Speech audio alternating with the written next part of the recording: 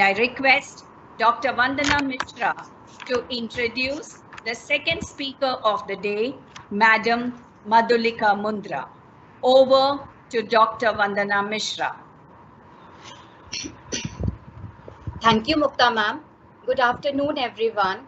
It's a great pleasure indeed to introduce the speaker for today's second session, Professor Madhulika Mundra. Madam has done her master's in law from University of Mumbai. She has always been a distinguished student and has to her credit of scoring maximum marks at the Bachelor's of Law University of Mumbai. Professor Mundra is currently director in Mumbai-based Basic Engineering Group and handles all its legal matters. However, with her passion for academics, she is associated with G.J. Advani Law College and J.C. Law College as visiting faculty.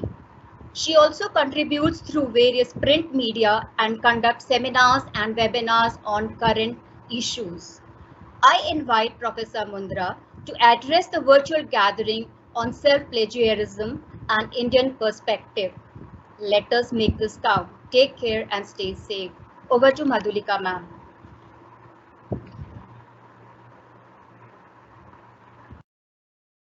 Good morning, everyone. I'm audible? Yes, ma'am. Good morning, everyone. And once again, welcome to this national webinar on self-plagiarism, ethical and legal dimensions. I would like to thank the esteemed NM College of Commerce and Economics for inviting me to acquaint you all with the concept of self-plagiarism and Indian perspective. I am honored to share this webinar with my co-speaker, Dr. Rashmi Oza Madam, whom we heard just now. Thank you, Madam, for giving us such interesting insights from legal perspectives and the case laws associated to it. Now we will try to focus an underlying area and philosophy of the concept of plagiarism and then specifically on its species, self-plagiarism, by the way of analysis of various aspects like the definition, the types, why it is a debatable topic, and its present status in India. I anticipate and sincerely hope that this webinar on such an imperative and topical theme of self-plagiarism would be valuable and fruitful for all of us. Now, before we dwell into the concept, let me begin by asking you a simple question. Do you think you can steal from yourself?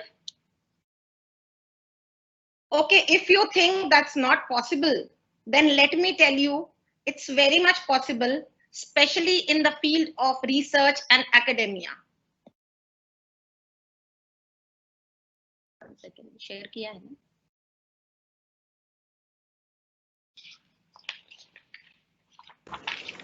I'm just sharing my slide. My slide is shared? Yeah, ma'am, it's shared. You can continue. Yeah. It's not going forward. Okay. Yeah, please put the next slide, ma'am, so we can start.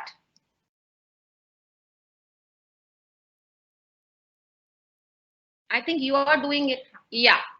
I want everybody to just start this topic on a lighter mode. You can see the screen. Our friend Mr. X here is shocked to see grade F on his essay.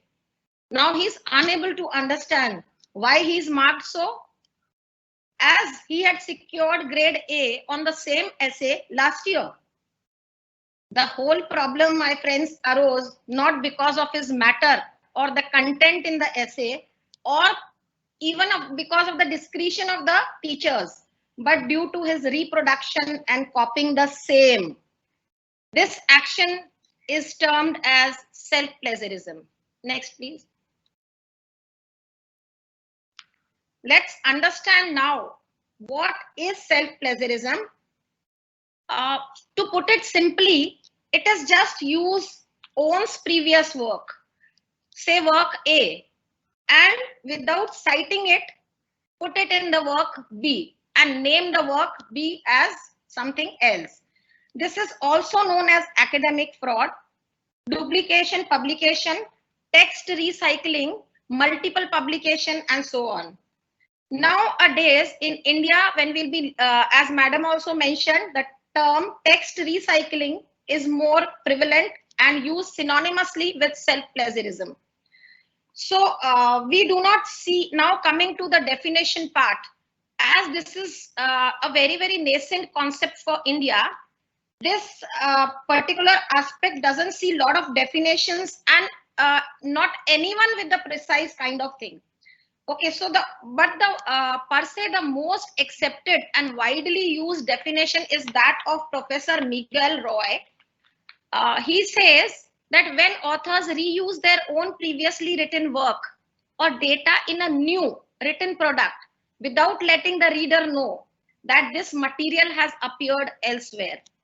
Now, because this is self-plagiarism is an evolving concept, it raises a lot of questions, like it raises the question of concepts, it raises questions of which are very naughty, very jumbled up, legal, ethical, theoretical, all sorts of questions.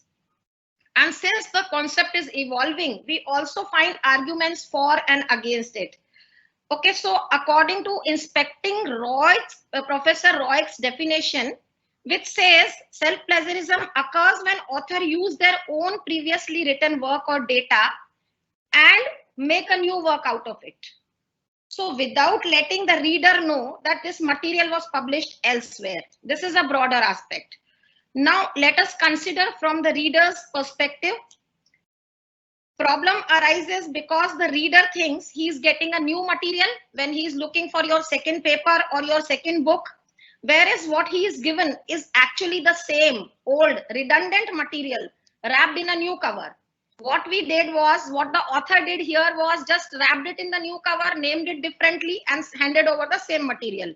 So packaging was different, material is same inside. So what is done to reader is that he is duped, he is cheated. This is from reader's point of view. Now alternately, let's see author's point of view as well. Now, do any of us as author ever want to cheat on our readers? The answer is uniformly never, none of us want to do so. But many a times, especially in science and medicine, situations arise which may force an author to do so. What can be some situations? We will see one of the major situation is where the heavy demands of publish or perish is there. Other demand can be inflate the credentials with the peers. Also, it can be a source of fund or grants raising. And at the same time, we cannot say sometimes there may be a selfish motto attached to it. Selfish motto as in that material was so good. Why should I spend a lot of time now to put something more in my new material? So this is the reason why this happens. That's why this is said to be more of an ethical issue. However, this does not apply, as Madam Rashmi Oza also told, to public interest texts, social, professional, cultural opinions usually published in newspaper and magazines. Here, I would like to say that most of us must be aware of a commentator who normally gives commentaries on mythology. He is Mr. Devdutt Patnaik. Now, he has his own blog. He can write commentaries on it. He can also give the same commentaries and his reasons for a particular character to be good or bad, or what is the actual characteristic of that character in the Epic channel on TV. Also, he can write books and he's doing that. So that doesn't amount to self-plagiarism. However, as the law is evolving, now even the same person doing in various these medias will be requiring at least the editor or the publisher of the new media to know that he's already done it in the previous thing. Next slide, please. So having understood a bit about the definition part and what actually self-plagiarism is outlined, let's understand self-plagiarism is in a better way.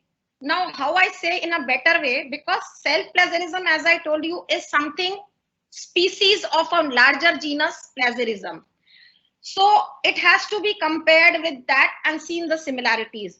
Now, plagiarism, as you can see, is presentation of others' ideas text, data, images, etc., and pass it off as your own creation.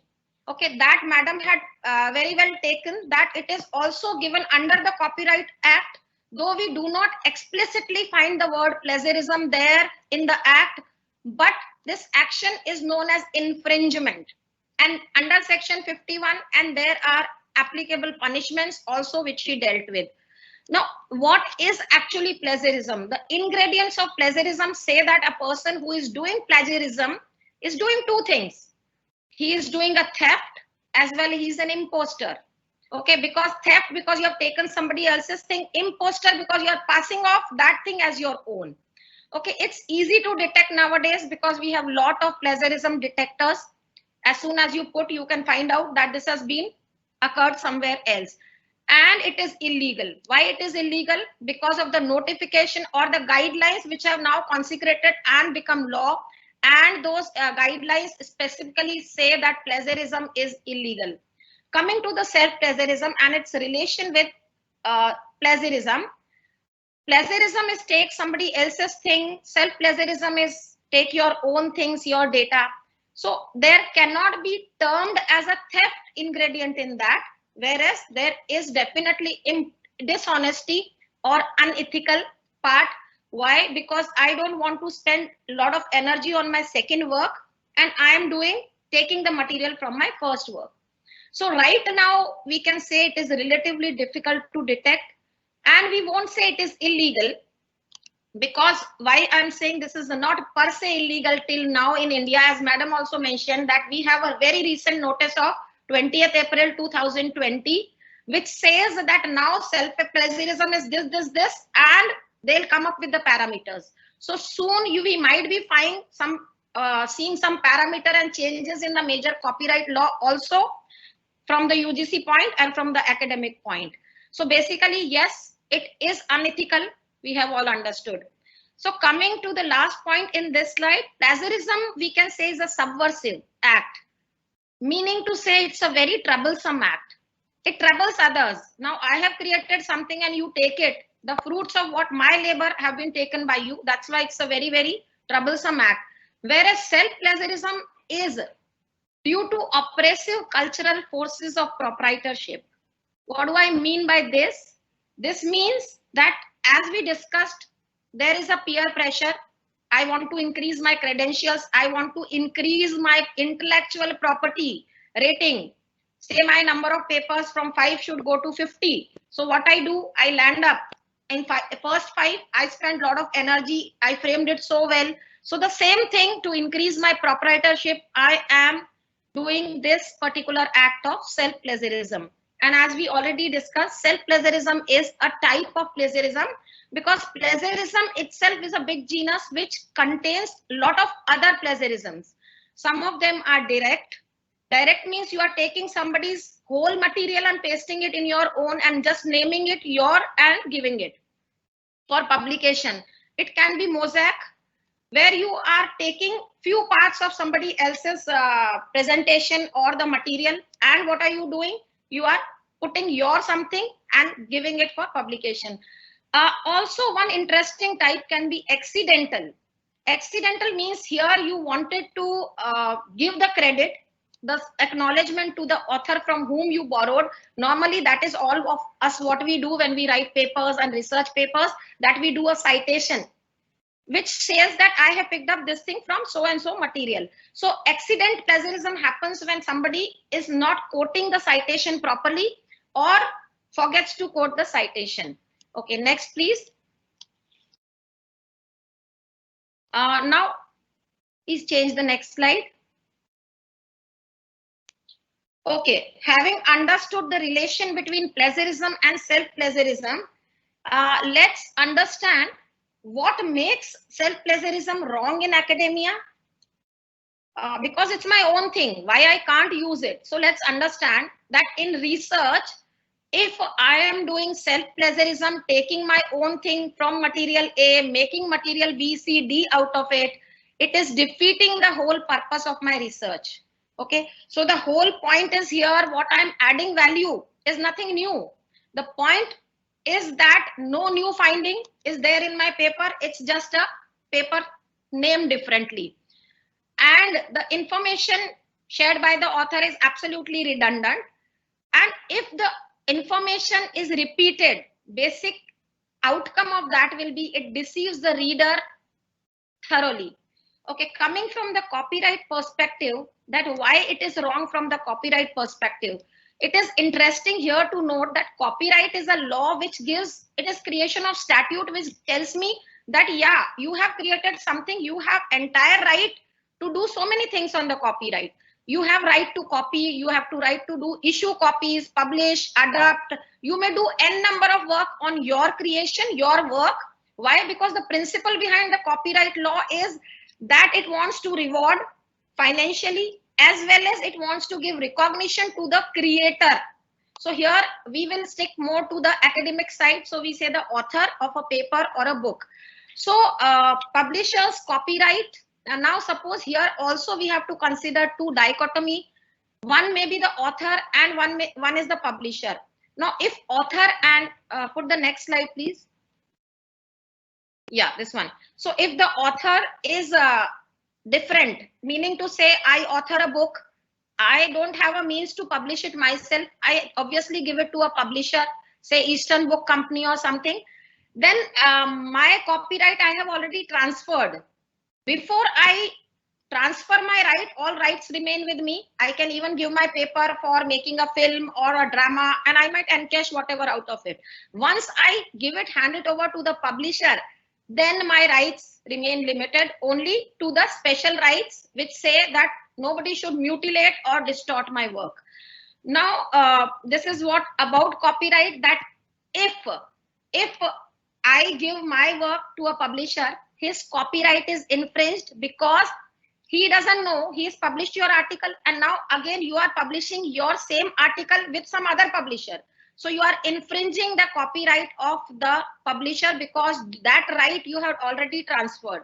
Okay, coming to the last one, but this is a very simple thing to understand, but this says that why self-plagiarism is wrong, because here please remember time is lost.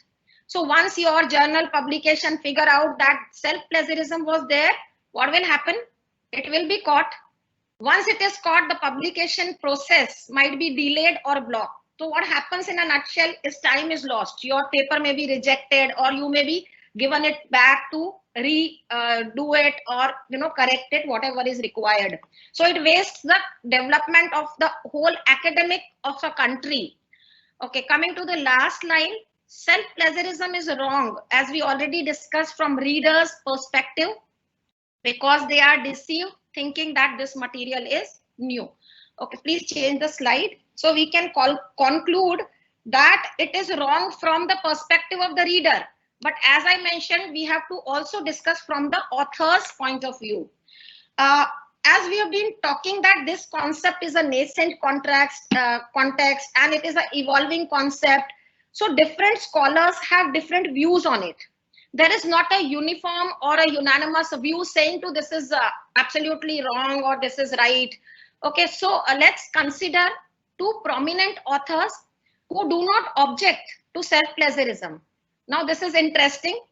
One of the very prominent professor is Professor Patrick Scanlon, and in his famous essay, Song from Myself, An Anatomy of Self-Plagiarism, he says this term self-plagiarism is nothing but a misnomer, meaning to say it should not exist only, because he says how can somebody steal from himself? A very, very simple postulate he has put. I think most of us may agree also with that. Yeah, also he says for a minute, if you consider that this exists, this term exists, it is difficult because of the limited use of material is accepted both legally and ethically. Now, how much is that limit? That will be given by the guidelines in every country. It is country specific, so they will decide what is legally and of course ethically it is wrong, but how much material should I use from my last paper will be termed as unethical in my new paper. Okay, coming to Paula Samuelson's views, she has put something called 30% rule. 30% rule of thumb. So she solves a little problem of the quantifying the amount of self-plagiarism, she says you can allow up to 30% of your own material to be put in your next paper. Also, she says that these are other reasons why a work should not be termed as a self-plagiarized work. So very interestingly, she puts previous work is used as the groundwork for future work. Now, if I'm trying to elaborate on my research in my, say, master's level to PhD, and I find that my service marks or my trademarks are very interesting topic, which I already did a lot of work. So I can take further behind and go from there and take this, what I did in my master's to my PhD level for groundwork. That is her views. Portions of previous work used to deal with the new arguments. She's saying no harm when you take little portions from your previous work and you can deal with some new arguments. So what you're doing is you're again using it just like a reference point. Also, she says audience for each work is vastly different. When the audience is different, now suppose I write something in English and then I write the same translation in Marathi or Hindi, I am catering to absolutely different set of audience. So she says, Paula Samuelson says that when the audience is different, why it should be termed as unethical, this self-plagiarism? Okay, you have taken your own material, translated it, what is wrong? Okay, another thing she says is that, yeah, this is very interesting and most of us will agree with this, that when I wrote my paper A, I spent maybe say 6 months or 5 months on it and put lot of labor. And I reframed it. I framed it so well first time that now when I'm sitting and trying to frame it again, I mean, I'm not getting those words. So what I feel is that I framed it so well first time that now reframing it doesn't make sense because I'm not getting, I am feeling that quality was better. So let me take that. Now, and last she says, author was not monetarily compensated for previous work. So she says, even in that case, when the author, though he is given for publication, if he has not been compensated monetarily, he might use that from the first paper to the second paper where he will get monetarily benefit. Okay, next slide, please. Yeah. So this was the views of two very prominent people on the self-plagiarism. Having discussed a few concepts as to what is self-plagiarism, how it is concerned with related to plagiarism, and what are opinion of authors, let's move ahead and understand what actually constitutes self-plagiarism. And here you'll be surprised to note that though our topic is from Indian perspective, I am citing all the foreign authors. So what is the reason behind it? So let's just understand. I want to clarify here that though we will focus on Indian perspective of self-plagiarism, we need to understand concept of self-plagiarism more clearly, thoroughly through global reports, essays, research papers around the world, what are available. Okay, because till now, as madam also mentioned in the earlier lecture, that not much material, not much case laws, nothing is available on the self-plagiarism in India as such. Maybe next 2 months you might find a lot of material because of the new notification.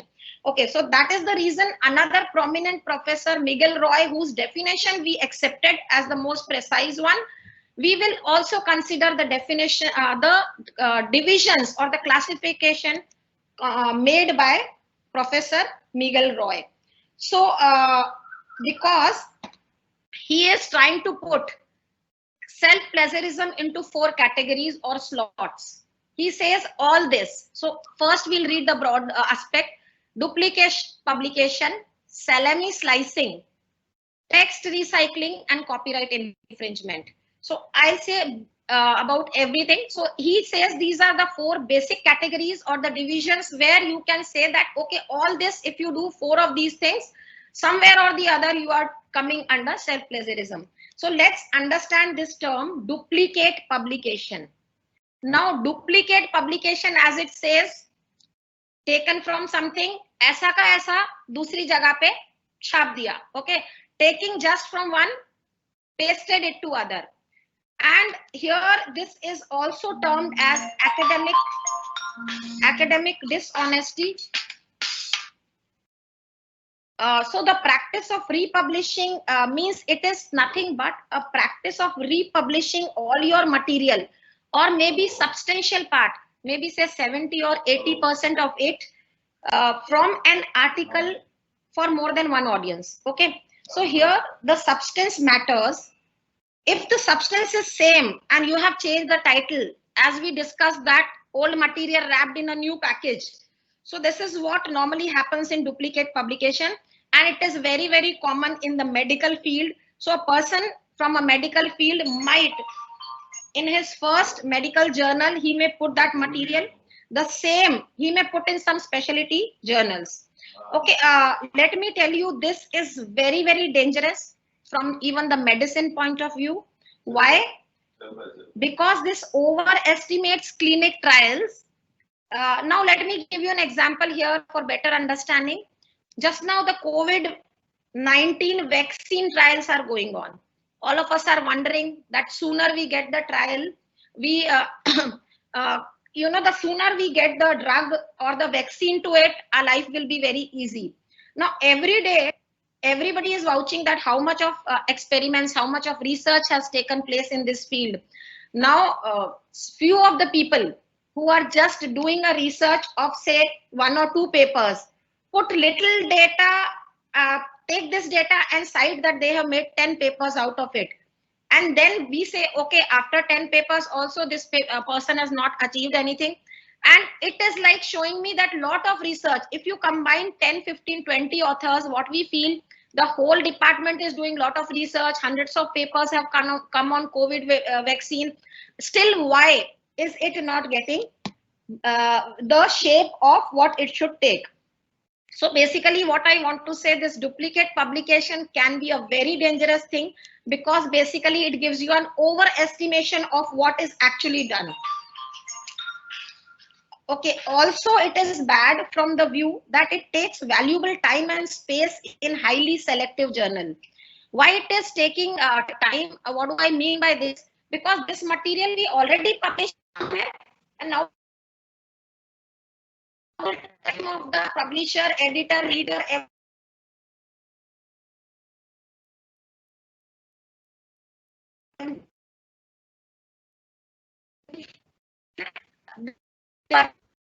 duplicate publication is very is clear that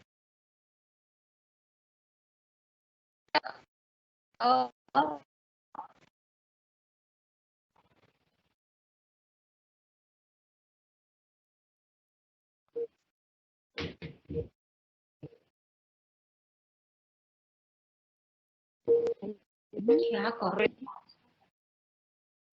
एकदम one second, sorry.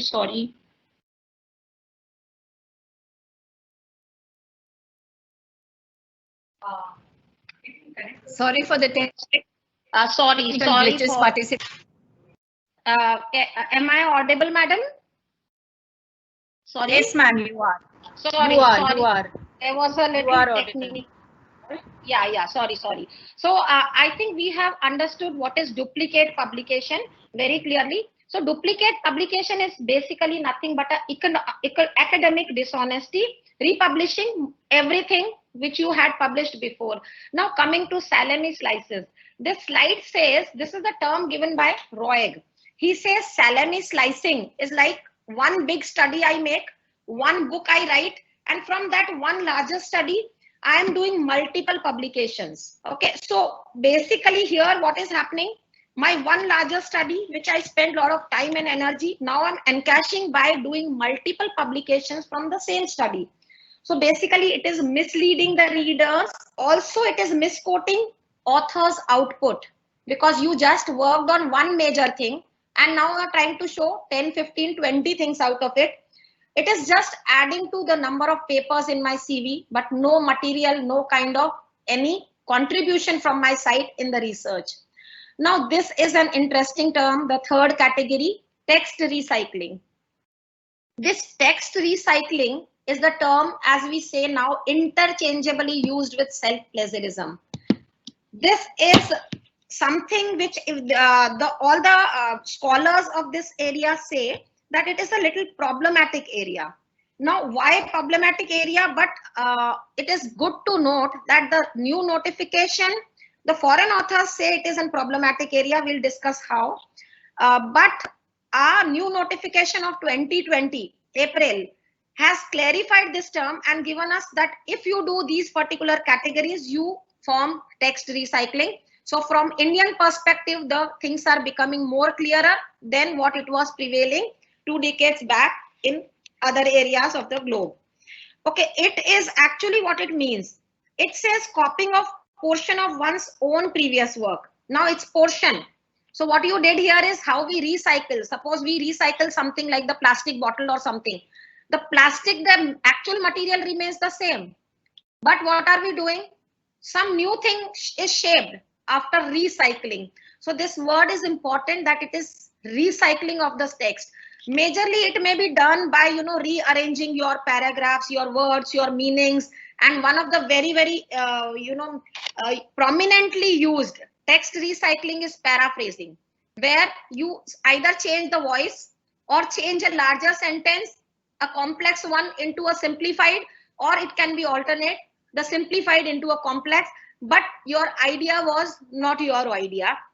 So what you have done is just the text which was available to you, your text, you recycled it. Okay, the next area he says is copyright infringement. Now guys, this is, friends, difficult area to understand, because all the authors, the material available globally says that this copyright infringement, why it should be coming under the term of self-plagiarism, and it is a very, very blurred area. Now, as we have already seen, copyright infringement means under section 51 of the Copyright Act, it is an offense and it is what I am violating somebody else's right. But here, where am I violating anybody else's right? I am just using my own work. So how can you say that self-plagiarism and copyright infringement are somewhere related? We'll understand how it is. Okay, so in legal parlance, normally we say, we already discussed that now in India, we'll be finding both the terms alternatively with us. Meaning to say the self-plagiarism as well as your the term self-plagiarism and text recycling will be used alternatively. Please put the next slide so we can understand text copyright infringement and relation of self-plagiarism. Now, as I said that this area, all the scholars of this field say that this is a blurred area or a gray area, meaning to say how can somebody come under the purview of copyright infringement. Now, before we start understanding a bit about it, this problem arises majorly because of a dichotomy of author and owner.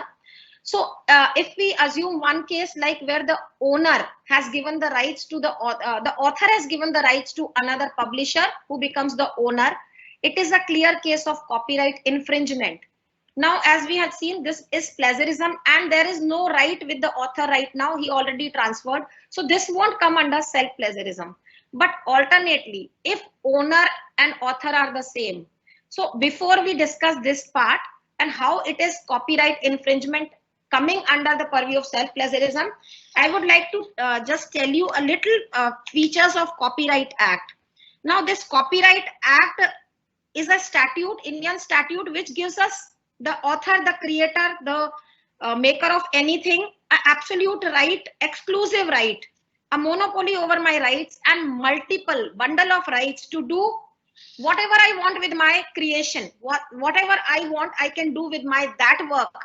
Why? The principle behind this is that when I spent a lot of time, energy, my skill, my judgment and everything, whatever possible on that particular creation of mine, I should be given abundant right to do everything I want for that work. And it has also shown that my work was original. Also, one important thing to note here is these are negative rights given under the copyright, meaning to say I can exclude anybody else from copying. Now, this again causes a blurred area because it says you can exclude others from copying. Now, this is no other here involved. It is me from me. Okay, so I would like to just give you a little more on why this can come under the purview, because as we discussed, Copyright Act grants multiple rights. So the multiple rights include right to copy, meaning to say I can issue as many number of copies of my book. I'll take an example and tell you all. Also, I'll say what all we can do in multiple rights first. We can publish our work, make films, translate, make drama. I can do n number of these acts given under the Copyright Act. That all multiple rights are given to me. Now, the word issue copies, what I just now mentioned, this is very, very dicey term. This needs classification because the confusion arises here. Now somebody can say, under the Copyright Act, you are giving me a right to issue copies and also right to copy. Then what is wrong if I copy from my work A to my work B? Nothing wrong. So if this is done, it is coming under the purview of self-plagiarism. Now issue copies, what the intention of the legislation here was, that I can issue copies for my that one work A which I created, not that I may make copies of this work. So the two terms are different. I hope I'm clear in making you all understand. I'll also take an example which will make it more clearer. So means since I can do anything what I want on my work, that work, with that I can deal any way I want, exploit it in whatever way for 60 years plus the term is given. Okay, so but here, so in a sense, if I issue 500,000 copies, 5,000, whatever I can want, and I can get money out of it. Now I'll just give a simple example. Suppose if I author a book, Ethics Today, I spent 2 years to write that book. I issued it, published 1,000 copies. Now it became the bestseller. Suppose that book hit the market, it became bestseller. Now I decided to sell my rights. Either I can do two things on that. I decide to sell my rights to some publisher, or I make a cinematography film or a drama out of it, whatever way I want. So because of the statute of copyright says that yes, you should be recognized, you should be rewarded for what you spent 2 years, and yes, everybody has recognized you, you wrote such a good thing. Now after 3 years, I decide to pen another book and I name it Codes of Conduct. So my first book, friends, is Ethics Today. I write a second book saying Codes of Conduct. Can I take 70-80% material of this? If I do, because I thought I already wrote that so nice in my Ethics Today, and I just named it Codes of Conduct, my second book. If I do that by taking major of my material from my first book, that is what I have done, cheated my readers. And I have, why I should not be able to do my own copy? Because I already got due credit under the copyright law for my first creation. So that is what the copyright law's aim is, to enrich you for your creation, not to enrich you from your creation perpetually and make other materials to your credit. Okay, so as we can now understand that this is, though I have not taken anybody else's work, so it's not copyright infringement. So directly I can't put it under this slot. But yes, I definitely did not maintain the academic integrity of my profession. So every profession has its ethics and integrity everywhere. So here, please put the next slide, where academic integrity is lost, the self-plagiarism starts. So I hope this is how we are able to connect the two things very clearly, that though I am taking my own thing, nothing harm, but what I am doing is I am doing academic integrity loss. Okay, so what is academic integrity? It is the ethical policy of academia for ensuring upholding academic integrity in academics in order to provide a sustainable constructive future. Now let me tell you, this term academic integrity has been defined very clearly by our regulations put by UGC. However, if self-plagiarism is adopted by academicians, then we violate academic integrity, we already discussed, and sorry, how we do it, we already also discussed that I am using my previous data set, submitting a manuscript for publication containing my previous data. Yes, here I am doing this. I can do this without citation.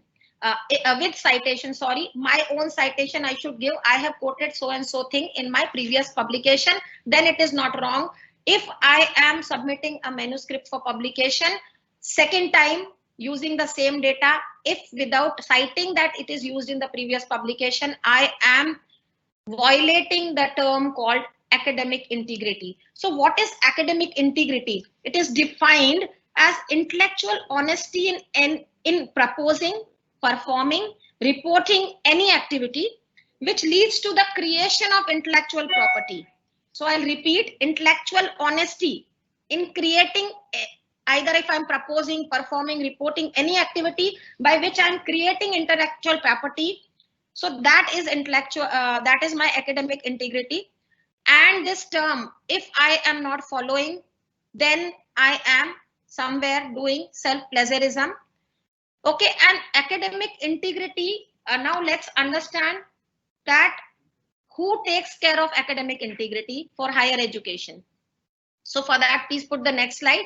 Academic integrity for higher education comes under the purview of UGC. What is UGC?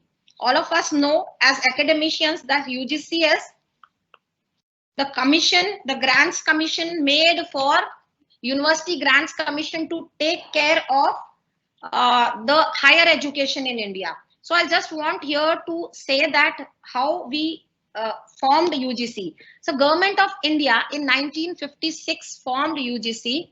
It said that we need a kind of commission to take care of standard, to maintain the standard of teaching, examination, research in university. Now, why it happened? Post independence, we saw in India lot of growth in the literacy rate. So people were opting for higher education more. Now, Government of India thought, let's make an act under which we establish a body which takes care of all this academic integrity, maintains standards and all this. Hence, the UGC was created. UGC has also started RPE, Research and Publication Ethics and other courses.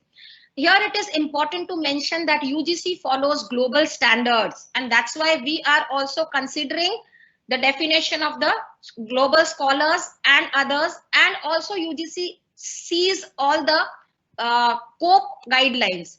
So here it has mentioned very clearly the guidelines in the new notice has with in consideration of the global standards and publication committee. Please change the slide. Okay, before we come to this slide, I just want to ask you. Also, UGC had a problem. Just put the next last slide, please, back for 1 minute. Yeah. So the problem arose. UGC was made in 1956 to look after, but we had a lot of technological advances after that. Technological advances, as in to say photocopies, photocopy machines, and computers. These are both bane as well as boon. How? Because copying became very rampant and very easy and effortless activity. So here I would really want to ask you that what is the most used key, which is the most used key for in laptops and computers. Okay, so the most used key, I am sure all of us will unanimously say Control C and Control V. So we all understand what is the major use of Control C and Control V. Well, though technology has helped research rapidly to do Control C, Control V and make a research paper, but we have to ask a question, is it real application of mind along with Control V and Control C, or it is a mere copying? Friends, here I would pause for 1 second and ask you all that this question needs to be answered honestly. Okay, so before now, when we do Control C and V, please pause for 1 second and ask yourself, are you applying mind or you are just doing a copy? Okay, coming to the next slide. Yeah, these are some aspects which Rashmi madam had already taken with us, because she said that UGC has given us some guidelines. I just want to put it in a chronological order. And here, why I'm discussing, there is an interesting change in the definition of plagiarism and self-plagiarism. So quickly, I'll tell, without taking much of your time, that there was a draft regulation in 2017 being put by the UGC. So UGC there, under its section 2K in the draft regulation, included self-plagiarism and data plagiarism. Here, that means the person who undertook self-plagiarism would be covered under the same penalties and acts for plagiarism as per the draft regulation. But as all the regulations given by UGC needs approval of central government, so finally in 2018, the draft regulations were notified in Extraordinary Gazette of 2018. Here it is very interesting to note that the definition of plagiarism ignored the word self-plagiarism from its purview under section 2L. So hence it was kept out of ambit of plagiarism. Why? Can be n number of reasons why government did not want to include that time the self-plagiarism in the word plagiarism. Although UGC had understood that this is happening, that's why they notified in the regulation. Now coming to this last regulation and the very new one, which is very important from a perspective, is, as madam also mentioned, UGC had given a public notice on 20th April, and that notice absolutely dedicates to the term self-plagiarism. Madam had given all the ingredients of it, and it also says that specifically mentioning text recycling / self-plagiarism is not acceptable. So I'm not giving you the complete guidelines because madam already did. But here, as we mentioned before, Copyright Act has not updated itself or amended, and not till now explicitly mentioning both the word plagiarism as well as self-plagiarism. Next slide, please. Okay, so this was the notification which madam already discussed, that if you are reproducing, so I'm quickly going through it, republishing the same paper, publishing smaller excerpted parts, reusing your data. Now, if you can recollect what we discussed in the ROEX classification, all these ingredients were divided into 4 parts by ROEG and being put. So if you see breaking up longer study into smaller, that was salami slicing. Reusing your data already published was duplicate publication. Publishing smaller also can come under your salami or text. And as I mentioned, text recycling, paraphrasing one's own previously published work. And all this the UGC says, if you do this act without due and full citation to yourself, it would form self-plagiarism. So this new notice has warned everybody in the academic section that if you are doing any of these things, take care. It would be with the full citation of your own previous work. Okay, this is just a point to ponder, that does it have a legal validity? So still, as we mentioned, the 2017 regulation, draft regulation was approved in 2018 by the government. This is just a public notice by UGC. It has to be approved, and then I think it will get the legal validity. Next slide, please. Okay, coming to the COPE guidelines. Why I am saying COPE guidelines, this word we had mentioned before also. It's a committee on publication ethics, UK based organization which gives guidelines for text recycling. Now, why in India are we considering this? Because if you see a perusal of your last notification, the latest one explicitly mentions COPE guidelines will be one also taken into consideration. Okay, so here they have mentioned in their guidelines that if you do duplication, it is a serious offense. Text recycling is submitted, could be identified as plagiarism, and retraction guidelines. Now, what is this retraction guidelines? Let's find out. So COPE guidelines, as we in a nutshell understand, is a publishing ethics body which tells that you need to do these things in order that your publication should be ethical and not fall in the purview of unethical. And I hope I'm clear that why are we considering them? Because UGC, our parent body, the guiding body, regulator, maintenance of standard, has already said that they will also see all the global standards and COPE guidelines. Hence, we have to see these. Okay, next slide, please. Okay, this is a flow chart which I am giving, just mentioning here, showing that how the COPE is coming up with this kind of a pictorial thing, and it's very easy to understand. And this is, if you can recollect, in the final notification of 2018, we have been given some guidelines of plagiarism, that if you do 10%, no problem. If you do 10 to 40, this much will be the punishment depending on the gravity. So this is on the same line. This COPE flowchart says that if you are suspected for redundant publication, so either the reader, if my reader or my reviewer informs the editor that, see, I already read this material somewhere else in so and so thing. So editor will check the degree of overlap, the redundancy, the old used material, and the duplicacy. So he will put it into 3 heads. He will say, okay, let me check it out whether it falls under what of the head. So if it is no significant copy or duplicacy, no action will be taken. We are going from down to up. If it's a minor kind of something you have taken, copy pasted a bit of it, some element of duplication, it will be legitimate and reanalysis. Discussion aimed at different audience, you have to publish the correct it, whatever they say that this much was taken and this is redundant material which you have used. So you might be given it for again correction, put the missing thing, put the new thing instead of the old one, and give it for publication again. Okay, if you are falling under the pink head, the major one, so you have used what? Duplication publication. You have used the same data set, same identical findings, evidence, and you have just what, as we said, old material in new paper, change the title, not citing previous papers of yours. So the author gives you documentary evidence. As an author, you have to give that you have not done the duplication.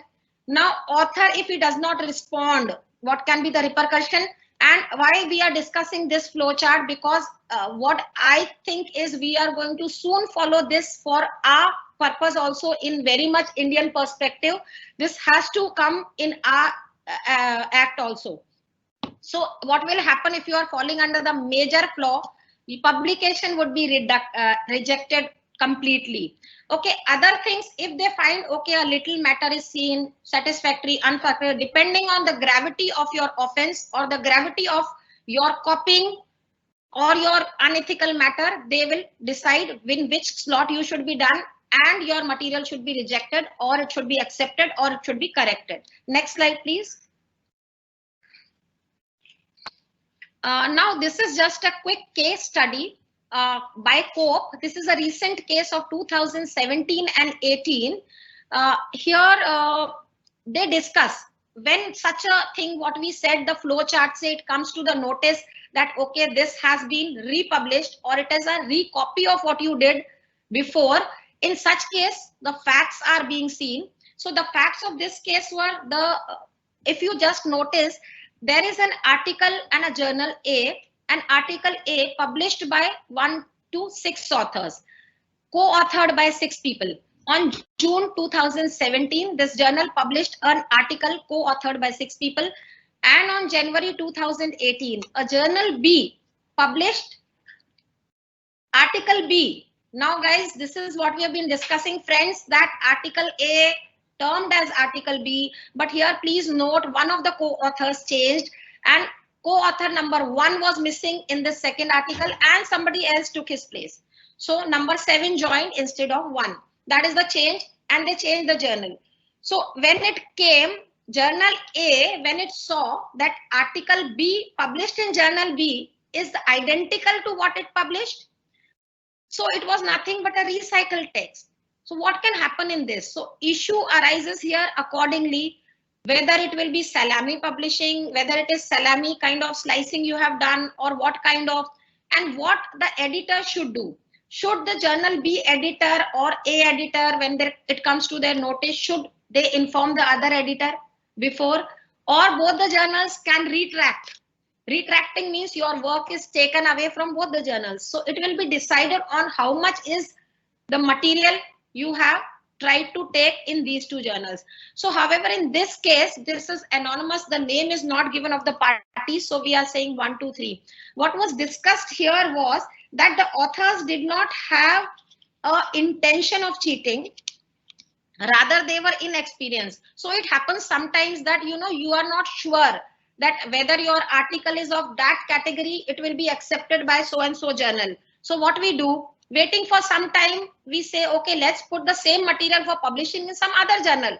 Maybe we are more optimistic that this other journal might, take our article for publishing and A might reject it. So this is the inexperience what we might have. So that was what was discussed in this case. And they said, yes, the authors were not having much an intention of cheating, though there were some verbatim. Of course, the passages which they had taken were word to word, verbatim from their first article, because the intention was, if my paper gets rejected by A, so let me put it safely for publication in B. So by the time A also published and later B also published, so that became a self-plagiarism. But here they were given an opportunity to remove, and a note was issued on the journals that yes, this happened and this particular paras will be removed and changed accordingly with the slight changes. So it was not coming under the absolute case of self-plagiarism. Next slide, please. Now, having gone about a bit of concepts, definition, types, and what makes self-plagiarism, I think it's good to ponder about self-plagiarism. Some questions. First, I would say that I would ask all of you only that is it self-plagiarism if you cite the source? So I'll only reply to this that no. Just now we had discussed that you may do whatever, you may cite the source. It may be from me to me that my so and so paper contained this material, then it won't amount to self-plagiarism. Second question, which I think is very coming to everybody's mind, should it be considered equal to plagiarism or is it merely unethical? We also discussed that till now we have a public notice of 2020, April 20th. It says if you do this, would be treated as not accepted. So absolutely it is unethical. But can we put it on the equal footing with plagiarism is still an open question. So let's see, in the coming time we might answer this question, that will it be regarded as equal to plagiarism. But the things happening and the kinds of documentary things going on, we feel that this might be equated with its genus plagiarism. Now, does it infringe copyright? I think we discussed this elaborately, that though copyright infringement in simple line means taking others' work. But if I'm taking my work, we discussed this elaborately, that still I can infringe a copyright. How? We discussed. I think it's clear to everybody. Now, last question, if we copy references, bibliography, preface, acknowledgement, table of contents, standard symbols, some laws, what will be the repercussion? So your bibliography, you have used similar lines to your writing one material about constitution.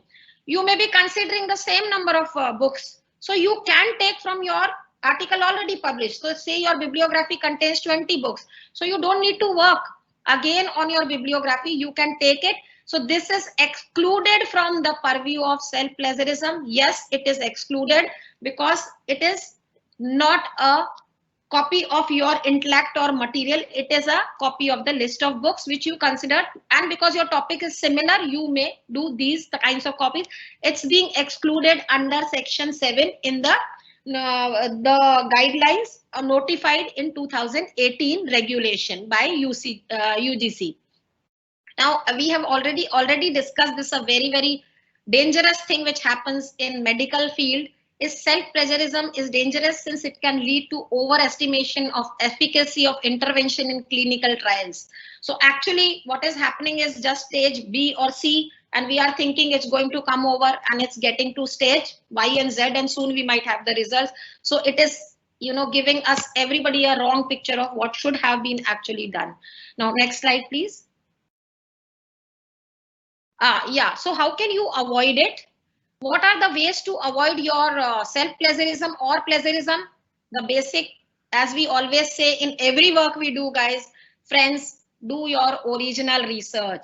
So there is no shortcut anywhere in life. So we need to do our original research. So if you're writing a similar topic, you have already worked before and say, okay, let me take it. I already did so much. But here, if we want to avoid and maintain the sanctity of academic integrity, even if you're writing a similar topic, please ensure that you are writing it from a scratch, not something you have available. Just take it for reference. And if you're citing something from it, please cite your own citation. Okay, so here it comes, cite your previous work, reframe your ideas properly. No shortcuts, carefully plan your writing, gets rights from the holders. So there can be lot of things which everybody as ethicals we know, our conscience says do this, do not do this. Okay, if not sure, you can always check from prescribed plagiarism detectors. You have lot of plagiarism detectors in market, and the university also describes that this may be used because plagiarism detectors also come with size and algorithm difference. So some might only tell you the direct plagiarized thing, and some might tell you the entire thing, or only the book might be from where you have copied is noting the plagiarism.